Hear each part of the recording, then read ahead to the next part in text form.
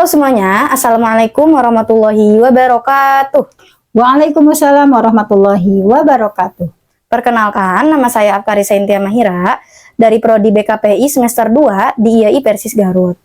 Pada kali ini, saya akan melakukan kesempatan untuk melakukan podcast bersama seorang dosen, akademisi, dan praktisi pendidikan. Halo Ibu. Halo. Selamat datang Ibu. Baik, terima kasih. Terima kasih sudah mau membersamai kita hari ini. Hari ini saya butuh insight Ibu nih sebagai sesama pendidik buat bedah materi kali ini. Baik. Langsung saja ya Bu, tema kita kali ini adalah mengapa harus BKPI. Tapi sebelum jauh berbicara mengenai konseling, menurut perspektif Ibu sebagai pendidik, sebenarnya dalam pendidikan Islam, manusia itu dipandang seperti apa sih? Dan apa tujuan utama di balik pendidikan? Baik, kalau sebelum berbicara tentang pendidikan Islam, bahwa menurut teori psikologi secara umum yang namanya manusia itu ya, jadi manusia itu ada yang menyebutkan teori tabula rasa, bahwa manusia itu seperti kertas kosong. Jadi kertas kosong yang tidak membawa apa-apa, tidak punya potensi apa-apa, bahwa hanya lingkungan yang bisa menjadikan dia menjadi kepribadian seperti apa. Nah itu ya. Kemudian ada juga teori nativism. Nativis itu, arti natis itu adalah kelahiran atau pembawaan ya, dalam hal ini bahwa manusia itu lahir punya pembawaan. Dia misalnya membawa gen dari orang tuanya ya, bawaannya misalnya punya karakter koleris kah, misalnya punya sifat-sifat yang lemah lembut kah atau kasar kah. Nah itu seperti itu. Nah kemudian ada juga teori konvergensi. Konvergensi itu menggabungkan antara teori nativis dan tabula rasa. Jadi kalau teori konvergensi itu kedua-duanya diapresiasi, misalnya bahwa manusia itu betul, dia itu tergantung bawaannya, bahwa kepribadiannya seperti apa itu, perkembangannya seperti apa tergantung bawaannya. Tetapi lingkungan juga, konvergensi itu menggabungkan bahwa bawaan itu tidak akan menjadi apa-apa kalau tidak dibentuk oleh lingkungan, dan sebaliknya misalnya lingkungan tidak akan optimal dengan baik ketika pembawaan dari anak itu kurang baik misalnya. Nah sehingga dalam hal ini kalau dalam perspektif Islam tentu saja ada sesuatu yang berbeda. Misalnya dalam Islam itu manusia dalam perspektif Islam itu banyak sekali sebetulnya, tapi saya contohkan saja misalnya dalam hal ini bahwa manusia itu kalau dalam Al-Quran, tentu saja kalau berbicara tentang pendidikan Islam itu kita lihat dari Al-Quran, manusia itu ada istilah bashar. Manusia sebagai makhluk biologis yang perlu makan, minum, tidur. Kemudian manusia sebagai anas. Anas itu manusia dalam hal ini sebagai makhluk sosial, bahwa manusia perlu berkolaborasi, bekerja sama, berinteraksi dengan orang lain. Kemudian manusia insan. Insan itu adalah manusia sebagai makhluk psikologis. Manusia punya rasa sedih, gembira, misalnya senang. Nah seperti itu. Nah sehingga dari berbagai, misalnya ada Bani Adam, kemudian dan lain-lainnya gitu ya.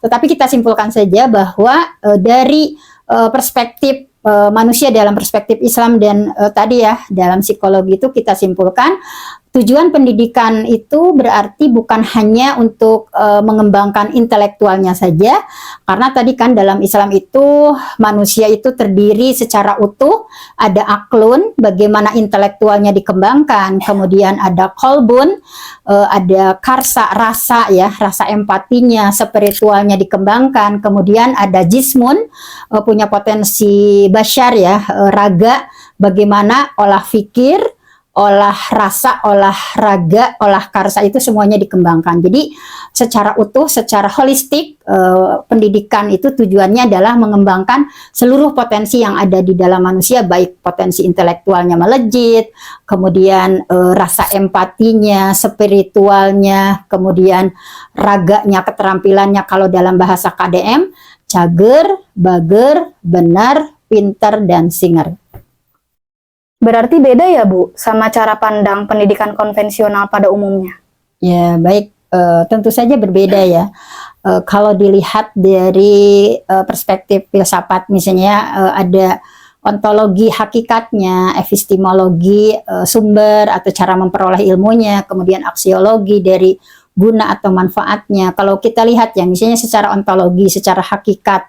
Kalau pendidikan konvensional tentu saja secara hakikat itu hanya fokus di aklun atau intelektual, misalnya hanya fokusnya di bagaimana mencerdaskan anak bisa matematika dengan hebat misalnya. Tetapi kalau dalam Islam secara ontologi, secara hakikat, bahwa bukan hanya potensi akal saja yang dikembangkan, tetapi tentu saja tadi ya seluruh potensi secara holistik, baik spiritualnya gitu ya, emosionalnya, kemudian karsa rasanya, kemudian tadi ya raganya gitu ya, semuanya adalah dikembangkan. Itu secara ontologinya gitu ya. Jadi secara ontologi bukan hanya aspek intelektual tetapi keseluruhan. Kemudian secara epistemologi tentu saja bahwa cara memperoleh pengetahuan kalau dalam konvensional itu kan misalnya dari logika, misalnya kalau secara logika itu adalah sesuatu yang benar, berarti itu ya misalnya. Kalau secara empiris misalnya, secara pengalaman bisa dibuktikan secara empiris bahwa sesuatu itu bisa bermanfaat misalnya, atau sesuatu itu seperti apa gitu ya. Jadi tentu saja itu diakui. Tetapi dalam Islam tentu saja sumber kebenaran itu yang mutlak itu adalah dari wahyu Quran ataupun sunnah. Jadi secara epistemologi pun kalau dalam Islam itu harus berbasis wahyu gitu ya. Wahyu memandu ilmu gitu kalau dalam istilah UIN gitu ya, sehingga bukan hanya sekedar sesuatu yang pengalaman nyata yang bisa dibuktikan secara pengalaman nyata ataupun secara logika, secara akal ini logis loh misalnya bisa diterima oleh akal. Nah, tidak seperti itu. Tadi Ibu sudah memaparkan nih mengenai epistemologi dan ontologi. Nah, selanjutnya saya ingin tahu bagaimana secara aksiologinya. Baik. Oh ya, lupa ya. Jadi tadi kan secara ontologi tadi ya, bahwa perbedaannya itu kalau ini intelektual saja konvensional, kalau Islam itu seluruh secara holistik. Kemudian tadi dari epistemologinya bahwa sumber ilmu itu kalau dari konvensional misalnya tadi ya, hal yang sifatnya empiris bisa dibuktikan dengan pengalaman, juga logis ya secara akal. Tetapi dalam Islam adalah sumber ilmu itu atau kebenaran itu adalah dari wahyu ya, dari Quran dan hadis dan yang lain.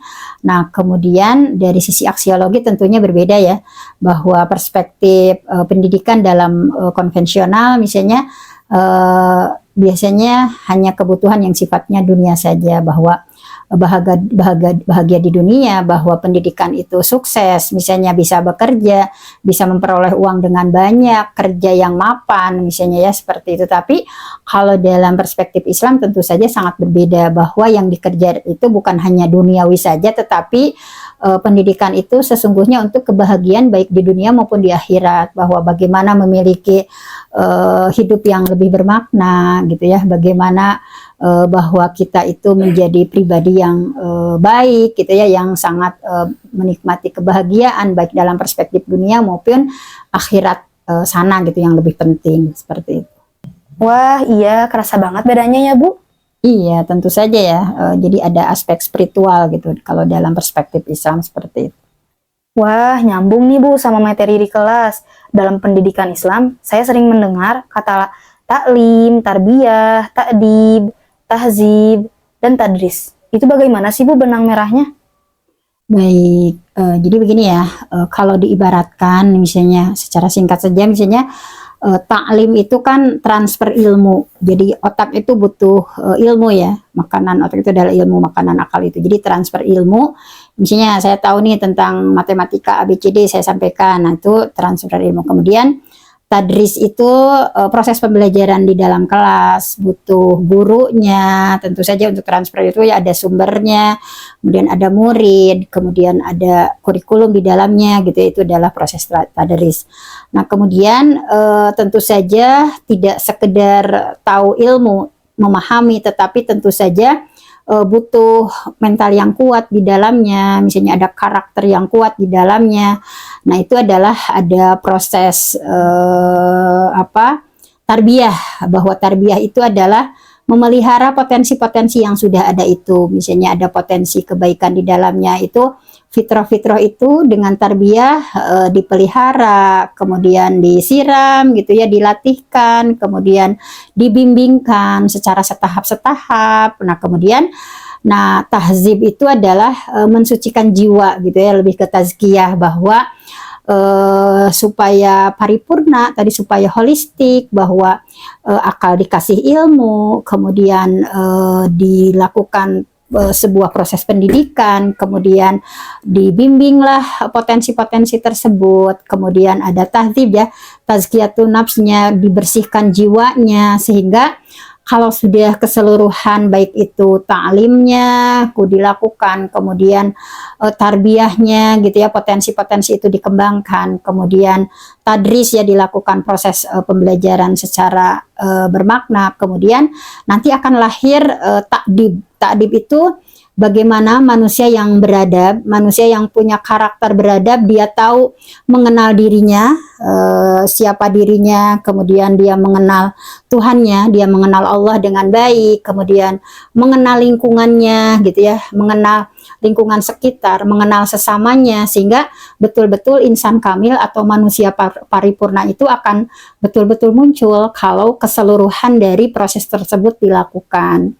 Nah, walaupun ini ada berbeda pendapat ya, misalnya kalau Naqib al-Atas itu lebih ke ta'dib nih yang paling tepat, ada juga yang berpendapat tarbiyah nih yang paling tepat, tetapi benang merah kesemuanya itu tadi seperti itu, dalam rangka olah fikir, olah hati, olah rasa, olah raga, manusia yang sempurna, bahwa dia tahu dirinya siapa, dia berinteraksi dengan Allah dengan sangat intens, kemudian dengan sesama manusia begitu menghargai lingkungan, benda-benda sekitar gitu ya, dia hargai.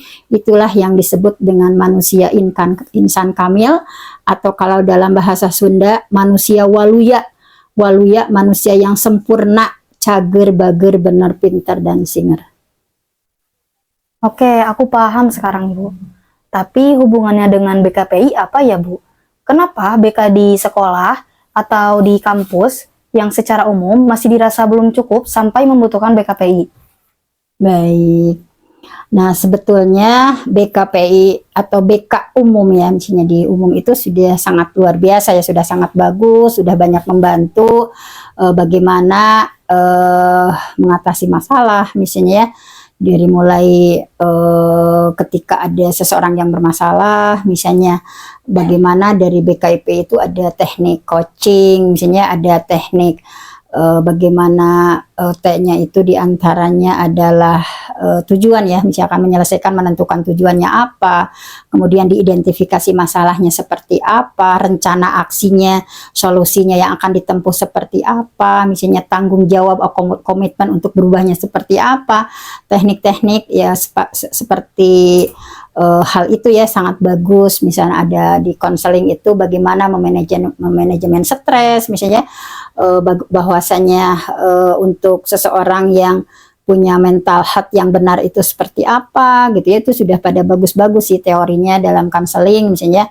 Tetapi tentu saja ada plusnya nih di BKPI. Plusnya itu apa?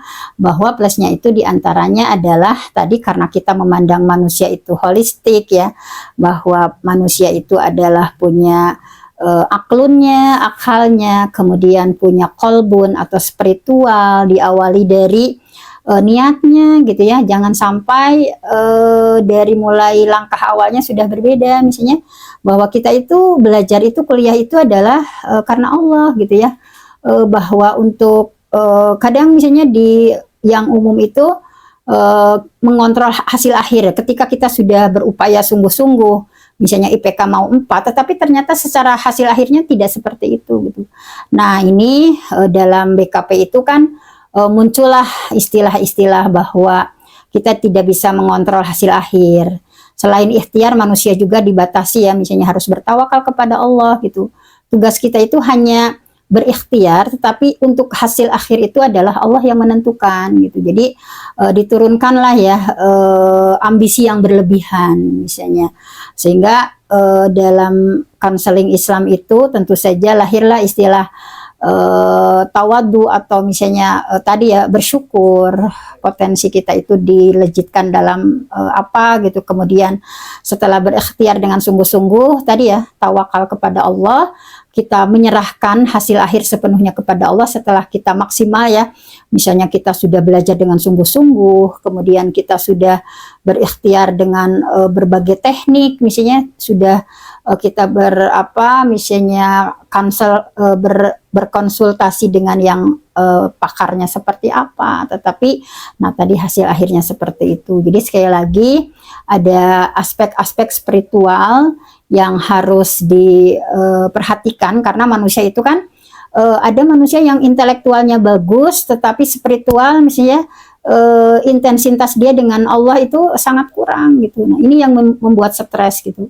Ada yang emosionalnya bagus ya, berempati, misalnya bersosialisasinya bagus, tetapi intelektualnya kurang. Nah gitu. Jadi, dalam Islam itu tentu saja melengkapi gitu ya, konseling yang ada di luar dengan tadi ya hal-hal yang sifatnya spiritual, karena dalam Islam itu tadi bahwa antara intelektual, emotional question, spiritual question itu harus seimbang semuanya. Nah, jadi ada sentuhan-sentuhan seperti itu. Nah, mungkin menurut Ibu, sehingga menjadi seorang konselor dalam Islam itu, kita adalah ibaratnya itu sedang menuntun seseorang gitu ya, menuntun seseorang ke jalan Allah gitu ya. Tidak hanya dirasuki dengan segala logiknya dia, misalnya kalau saya berbuat begini pasti saya berhasil begini, tidak, tetapi bagaimana kita mengembalikan ke fitrahnya bahwa kita tuntun gitu ya ke jalan Allah gitu, bahwa ini yang seharusnya seperti ini seorang muslim bersikap gitu ya, bagaimana mindsetnya harus diluruskan terlebih dahulu dari mulai niatnya, kemudian sikap yang seharusnya, sehingga hasilnya itu betul-betul kita serahkan kepada Allah Subhanahu wa Ta'ala. Biar penonton makin kebayang, kita coba pakai contoh kasus ya Bu. Misalnya kasus yang banyak terjadi pada pelajar dan mahasiswa hari ini, yaitu tentang kecemasan akademik. Nah, jika dilihat dalam pandangan BK dan BKPI, itu bedanya di mana ya Bu? Baik, nah misalnya ya contoh sekarang, misalnya yang real, yang nyata ya, mahasiswa itu ada yang anxiety atau merasa khawatir dengan nilai gitu ya, atau khawatir dengan pengerjaan skripsi yang tidak sesuai waktu atau akan molor misalnya. Nah mungkin kalau dilihat dari penyelesaian misalnya ya, kalau BK secara umum itu biasanya si mahasiswa itu dilakukan tadi ya, ada manajemen stresnya, misalnya ada teknik relaksasi, misalnya ada mindfulness, misalnya teknik relaksasi stop, take a breath, misalnya observe, proceed, misalnya hal yang teknik semacam itu kita lakukan konseling seperti itu, misalnya bahwa secara kognitif gitu ya diluruskan bahwa berpikir yang benarnya itu seperti ini gitu ya, perilaku yang harus dilakukan itu seperti ini gitu.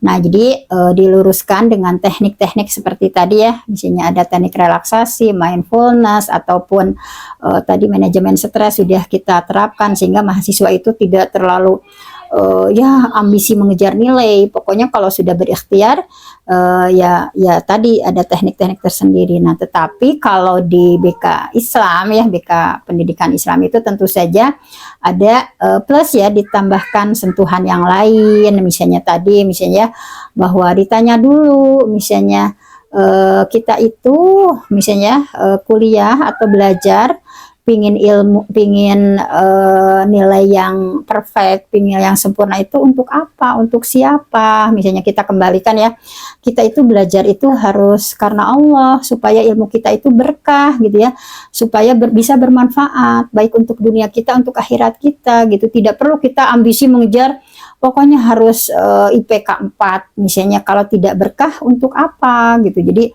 dimasukkanlah ya misalnya niatnya, karena tentu saja bahwa dalam Islam itu dalam niat itu sangat penting ya, yang paling pertama, karena tidak akan berarti apa-apa ketika seseorang dapat nilai IPK 4 tetapi tentu saja niat belajarnya hanya untuk urusan dunia gitu ya, misalnya hanya untuk IPK gitu ya, untuk dibanggakan kepada orang tua atau kepada yang lain, misalnya tentu saja itu tidak bagus, misalnya hanya untuk itu gitu ya. Kemudian setelah diluruskan niatnya tadi gitu ya, konsep ikhtiar disampaikan kembali, konsep tawakal gitu ya, bahwa tadi tugas kita itu hanya berusaha, jangan sampai menyalahi hak prerogatif Allah gitu ya. Hak prerogatif Allah itu kan, hasil akhir itu adalah hak prerogatif Allah. Ketika seseorang dia sudah mati-matian belajar ternyata IPK-nya masih 3, sekian, tidak sesuai ekspektasi gitu ya. Nah itu semuanya hasilnya itu hak prerogatif Allah. Ada faktor X, ada faktor yang lain misalnya. Jangan sampai menjadi stres dan lain sebagainya misalnya. Ketika kita menyusun sebuah skripsi, sebuah tesis, sebuah karya tulis, misalnya kita sudah berikhtiar nih mati-matian tiap malam begadang ngetik, tetapi ada kehendak lain, misalnya Allah uji kita, kesabaran kita misalnya. Jadi semua itu hak prerogatif Allah itu harus betul-betul kita maknai gitu. Tidak semua yang kita inginkan itu langsung berhasil. Nah, jadi di dalam pandangan itu kita suruh dia untuk bermuhasabah. Ada konsep muhasabah dalam Islam ya. Muhasabah misalnya apanya yang salah, melakukan refleksi misalnya.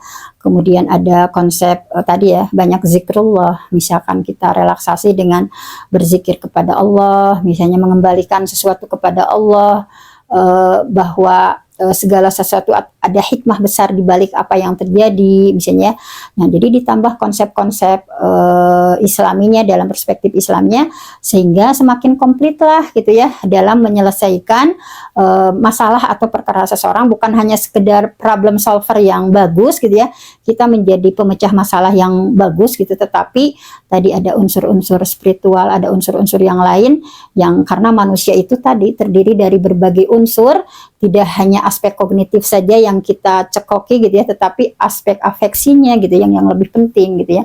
Bagaimana menyikapi hidupnya, kemudian tadi ya psikomotoriknya, tentu saja keseluruhannya, supaya betul-betul menjadi manusia yang insan kamil, manusia paripurna yang betul-betul sesuai, selaras dengan dirinya sendiri. Dia betul-betul mengenal dirinya, dia betul mengenal Allah, dia betul mengenal lingkungan masyarakatnya, sesamanya, dia betul-betul mengenal lingkungan sekitarnya dengan baik, sehingga dia bisa beradaptasi dengan semuanya. Nah, mungkin seperti itu di antara perbedaan teknik konselingnya nanti ya. Nah, seperti itu. Wah, iya, kerasa banget bedanya ya, Bu. Iya, tentu saja di antaranya itu signifikan perbedaannya. Nah, kalau boleh refleksi sedikit ya, pada obrolan hari ini dan materi selama 1 semester ke belakang, saya jadi punya pemahaman baru. Ini benar-benar mau ngebuka mata saya. Dulu, saya pikir ketika seseorang merasa kelelahan secara mental, dia cukup diberi nasihat ataupun selesai ketika konseling. Tetapi setelah belajar BKPI, saya sadar bahwa manusia itu begitu indahnya, tetapi rapuh jika jauh dari penciptanya. Kita jadi sadar nih, bahwa konselor itu bukan hanya sekedar menyelesaikan masalah, tetapi juga wasilah agar konseli bisa benar-benar mencapai kemuliaan hidupnya.